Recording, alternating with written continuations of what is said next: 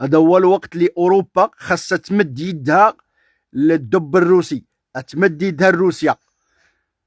مادام ان الولايات المتحده الامريكيه فرضت عليها رسوم ولغات معها جميع المعاهدات، هذا هو الوقت. خليوها هي تغرق في الحرب مع ايران، سيروا نتوما لروسيا وحفظوا ماء وجوههم، يحفظوا ماء وجوههم ويحفظوا الاقتصاد ديالهم من النيار ويمشيو للمعسكر الاخر، يعني روسيا والصين، ودخلوا معاهم كيف ما كانوا في الاول وكيف ما كانت الامور غاده. خليهم هما غارقين في هذيك الحرب.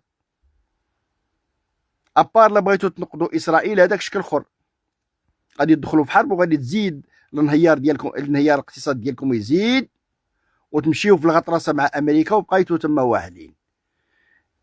الحل الوحيد هي تختاروا روسيا وترفعوا يديكم على هذيك الحرب وتسوقوا النور. هذا هو الحل. الحل الوحيد كما دارت اسبانيا. اسبانيا دابا بخير، ما بغاش تدخل مع بخير، واحد النهار تبان لك راه مع روسيا. يا شتي الله غالب.